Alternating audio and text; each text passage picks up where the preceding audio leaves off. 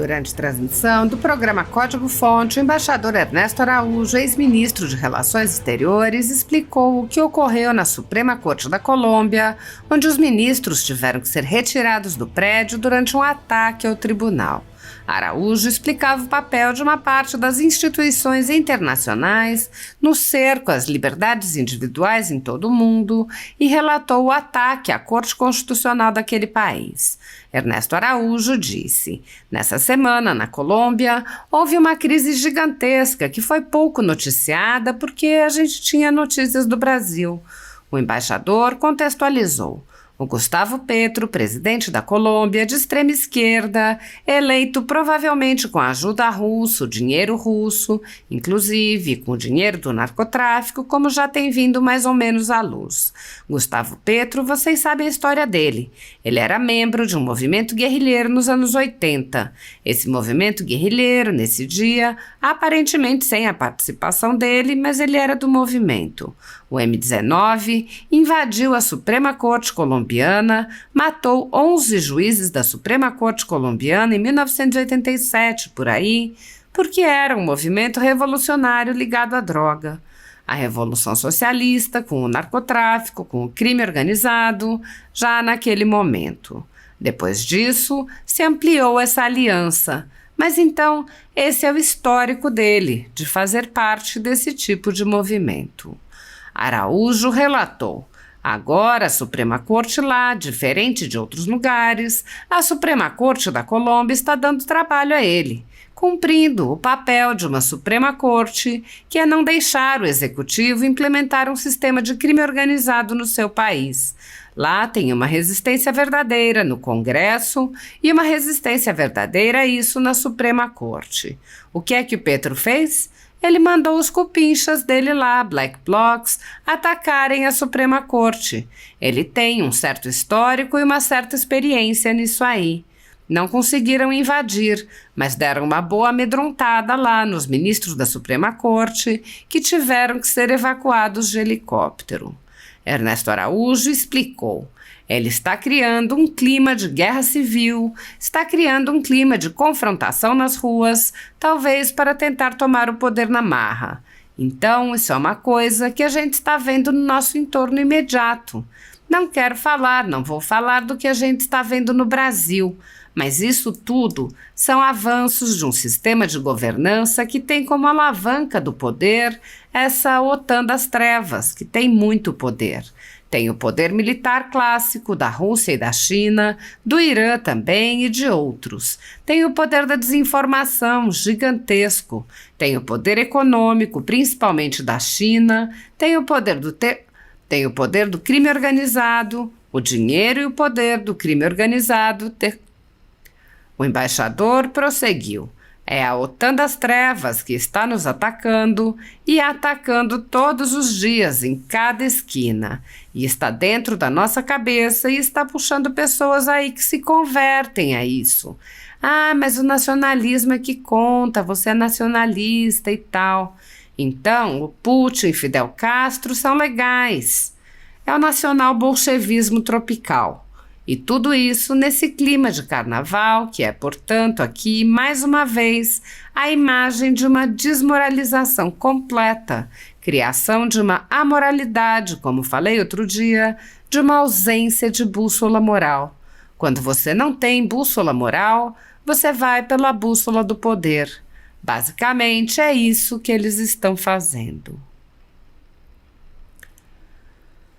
No Brasil, a ditadura da toga segue firme. O país tem hoje presos políticos e jornais, parlamentares e influenciadores censurados. A Folha Política tem toda a sua receita gerada desde 1º de julho de 2021, confiscada por uma canetada do ministro Luiz Felipe Salomão, ex-corregedor do TSE, com aplauso e respaldo dos ministros Luiz Roberto Barroso, Alexandre de Moraes e Edson Fachin. Todos os rendimentos de mais de 31 meses de trabalho do jornal estão sendo retidos sem justificativa jurídica. Anteriormente, a Folha Política teve sua sede invadida e todos os seus equipamentos apreendidos a mando do ministro Alexandre de Moraes. Mesmo assim, a equipe continuou trabalhando como sempre, de domingo a domingo, dia ou noite, para trazer informação sobre os três poderes e romper a espiral do silêncio imposta pela velha imprensa, levando informação de qualidade para todos os cidadãos e defendendo os valores, as pessoas e os fatos excluídos pelo mainstream, como o conservadorismo e as propostas de cidadãos e políticos de direita. Se você apoia o trabalho da Folha Política e pode ajudar a evitar que o jornal seja fechado, pela ausência de recursos para manter sua estrutura, cumprir seus compromissos financeiros e pagar seus colaboradores, doe qualquer valor à empresa Raposo Fernandes por meio do Pix, cujo QR Code está visível na tela, ou por meio do código ajude@folhapolitica.org. Caso não utilize Pix, há a opção de transferência bancária para a conta da empresa Raposo Fernandes, disponível na descrição deste vídeo e no comentário fixado no topo. A Folha Política atua quebrando barreiras do monopólio da informação há mais de 10 anos e, com sua ajuda, poderá se manter firme e continuar a exercer o seu trabalho. Pix ajude@folhapolitica.org. Assista. Então, existe uma OTAN das trevas a ser enfrentada, né? Essa OTAN das trevas é que está por toda parte, né? Está aí na insegurança, no crime organizado, no terrorismo nas nossas beiras aqui. Nessa semana na Colômbia houve uma crise gigantesca que foi pouco noticiada porque a gente tinha as notícias do Brasil, né? Mas o Gustavo Petro, presidente da Colômbia, de extrema esquerda, eleito provavelmente com ajuda russa, com dinheiro russo, inclusive, e com dinheiro do narcotráfico, como já tem vindo mais ou menos à luz. Gustavo Petro, bom, vocês sabem a história dele, né? Ele era membro de um movimento guerrilheiro nos anos 80. Esse movimento guerrilheiro, nesse dia, aparentemente sem a participação dele, mas ele era do movimento, o M19, né? Invadiu a Suprema Corte colombiana, matou 11 juízes da Suprema Corte colombiana em 1987, por aí, né? Porque era um movimento revolucionário ligado à droga, né? Ou seja, revolução socialista com o narcotráfico, com o crime organizado, né? Já naquele momento, depois isso se ampliou, essa aliança. Mas, então, esse é o histórico dele, né? Fazer parte desse tipo de movimento. Agora, a Suprema Corte lá, né, que é diferente de outros lugares, a Colômbia está dando trabalho a ele, cumprido o papel de uma Suprema Corte, que é não deixar um executivo implementar um sistema de crime organizado no seu país, né?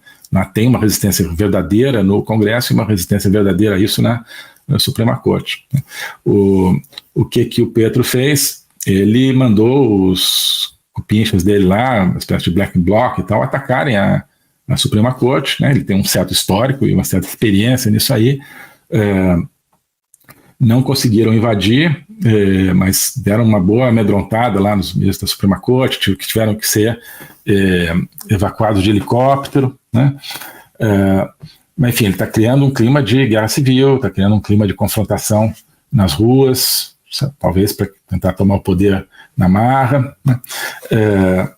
Então, isso é uma coisa que a gente está vendo, né, no nosso entorno imediato. Não precisa falar, né, não vou falar aqui hoje do que a gente está vendo no Brasil, mas isso tudo são avanços de um sistema de governança que tem como alavanca de poder essa OTAN das trevas, né, que tem muito poder, né? Tem o poder militar clássico da Rússia e da China, do Irã também e de outros, né? Tem o poder da desinformação gigantesco, né? Tem o poder econômico, principalmente da China, né? Tem o poder do terrorismo, tem o poder do crime organizado, o dinheiro e o poder do crime organizado, do terrorismo. É a OTAN das trevas que está nos atacando, né? Está nos atacando todos os dias. e, em cada esquina, né? E está dentro da nossa cabeça e está, né, puxando pessoas aí né, que se convertem a isso através mas é o nacionalismo é que conta, você é nacionalista e tal. Então o Putin e o Fidel Castro é que são legais. O nacional-bolchevismo tropical. Né? E tudo isso nesse clima de carnaval, que é, portanto, aqui mais uma vez a imagem de uma desmoralização completa, a criação de uma amoralidade, como eu falei outro dia, né, de uma ausência de bússola moral. Então, quando você não tem bússola moral, você vai pela bússola do poder. Né? Basicamente é isso que eles estão fazendo. Tá bom? Falei bastante aqui. Mas, bom, vamos então para a nossa... É isso por hoje. Vamos aqui para a nossa conversa, tá bom? Aqui no chat. Então, aqui a Elizabeth Glitch dando boa noite, Marcelo Rodrigues dando boa noite também, Maurício Koga, Rogéria Maria, boa noite, meu eterno ministro, muito obrigado, Rogério, boa noite para você. Diz a Rogéria, que grande tristeza e sem esperança no destino do nosso Brasil. Pois sem esperança, sobretudo, se a gente não enxergar onde é que está a esperança, né? Onde ela não está, né? Melhor dizendo. Para saber onde está a esperança, tem que saber onde ela não está. Ela não está, né, na corrente nacionalista simpática aos totalitários russos, chineses, simpática a Fidel Castro, não está aí. Né? Não está aí. Dizer assim, fulano de tal, ele é muito legal porque ele é comunista, mas ele é nacionalista. Não, né? Não, ele é comunista. Tá? Ou seja, ele quer um processo revolucionário, quer mudar a estrutura de poder, ele usa o que for preciso, o que tiver na mão para mudar a estrutura de poder, inclusive, né, a cenoura aí do nacionalismo para atrair algumas pessoas. Bom, Pedro Luiz está aqui, dando boa noite. Maurício Koga, dizendo, sem alta cultura e fé em Nosso Senhor Jesus Cristo, como disse o professor Olavo de Carvalho, sem chance. Claro, também acho. Eu também acho, né? Sem cultura e sem fé em Cristo. Né? Não é qualquer fé. Né? Não tem chance. Eu também acho. Mas tem gente, não, mas vem cá, você tem que... Pergunta muito frequente, tem que misturar religião. Olha só, a fé que as pessoas que têm fé têm é fundamental na sua vida, né? E é no fundo aquilo que dá esperança, que dá uma estrutura para resistir à adversidade. Você pode ter esse tipo de esperança, esse tipo de estrutura sem ter aquela fé, mas é mais difícil e é uma coisa incompleta, porque o ataque, né, dessa grande OTAN das trevas, parte dele é reduzir o homem simplesmente à sua materialidade, ao seu utilitarismo imediato. Então, como é que você vai defender o espaço de liberdade sem defender, digamos, o canal por onde circula a liberdade humana, que é o canal da transcendência, porque na matéria não existe liberdade, né?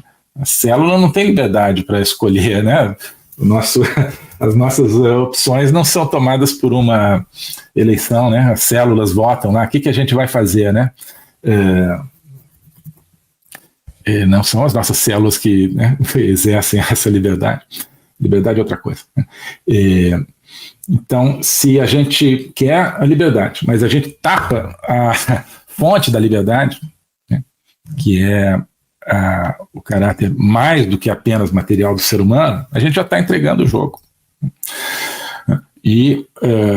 Não, mas por que o cristianismo? Sim, porque o cristianismo é baseado na liberdade. Insisto muito nisso. A liberdade não é acidental, é fundamental no cristianismo. Né? Todo respeito às outras religiões, não tem nenhuma outra religião onde a liberdade tenha nem de perto a importância central que tem no cristianismo. Então, eu cito muito São Paulo, na carta aos Gálatas, dizendo foi para a liberdade que o Cristo nos libertou. Né? Então, nos libertou, né, para essa conexão com uma vida mais ampla, né, com uma plenitude, de onde vem a liberdade, né, e para que a gente viva isso, e não para que a gente, conquistei, agora vou bloquear, né, vou bloquear através de uma crença materialista. Então, acho que é por aí mesmo. Fanny Ferreira Santos, boa noite, ministro. Admiro muitos vídeos e a palestra que o senhor nos apresenta. Um bom carnaval, pois não festeja essas festas populares. Deus abençoe a todos nós e do nosso Brasil. Deus te abençoe também. Então, pois também não pulo muito carnaval, não, né? O carnaval, realmente a gente está vendo cenas aí que não são de alegria, né? Que não são expressões de alegria nem de festa, são expressões de auto-humilhação, né, da pessoa, de uma maneira ou de outra. E isso, claro, tem a ver com o ambiente nacional, com o ambiente mundial, né, da perda da bússola. O Maurício Koga, o professor Olavo conseguiu quebrar essa hegemonia cultural brasileira, mas está no começo dessa luta, né? Exato, por isso que o Olavo, né, é um grande, até agora, né, já faleceu, mas é um grande alvo de quem quer destruir o Brasil, né? Desmerecer e esquecer o Olavo é um dos grandes objetivos de quem está querendo nos destruir, porque sabem da energia que ainda emana, né, do Olavo, da sua pessoa, do seu ensinamento, da sua filosofia, da sua palavra, né, o logos do Olavo, esse pessoal quer calar, né? Então, antes de mais nada, a gente precisa defender isso, né, e continuar manter vivo esse fogo que ele acendeu, né? Maurício Koga também fala uma coisa aqui perfeita: o mundo inteiro está ficando totalitário, é uma tendência mundial. Exato, é isso que eu falei, né? A Ucrânia é um pequeno laboratório disso, e não laboratório. A Ucrânia é um grande campo de batalha das duas vertentes, e o totalitarismo está vencendo, né? Por isso que é tão importante que a Ucrânia vença, né? E sobretudo que a Rússia não vença, que o Putin não vença, porque será uma vitória do totalitarismo no mundo todo, aqui na nossa porta, inclusive. O Marcelo Rodrigues diz que, infelizmente, muitas pessoas preferem ficar acorrentadas olhando as sombras na fogueira da caverna. Isso é claro, caverna platônica. A maioria é assim, né? O Platão já sabia disso. E aqueles que saem lá fora, né, e enxergam a realidade e voltam para contar, o que acontece no mito da caverna platônica? O pessoal ali da caverna mata o cara que saiu, né? O pessoal da caverna não aceita, não é só que não aceita, né, mas não quer aquele sujeito contando como é a verdade, que eles sabem como é, né? Eles sabem que não é a deles, mas eles não suportam isso e matam aquele mensageiro, que não deixa de ser uma figura um pouco pré-cristã, né? Tem muita coisa pré-cristã que antecipa o cristianismo na filosofia grega. Essa é uma delas, né? Então, São João, primeiro capítulo do Evangelho, a luz veio e não foi aceita pelos homens, né? Cristo veio e não foi aceito pelos seus, né? Venit in sua et eius non reciperunt illum, né? Na forma latina, quer dizer, ele veio na sua própria casa, quer dizer, voltou, né, para a caverna, para os seus irmãos, e os seus irmãos não o receberam e o mataram. Não deixa de ter uma coincidência de inspiração aí, uma inspiração prévia aí na caverna do Platão. Portanto, não só a ignorância, né, na qual, infelizmente, né, o ser humano tende a viver, mas é a revolta contra aquele que tenta trazer a luz. Tá certo?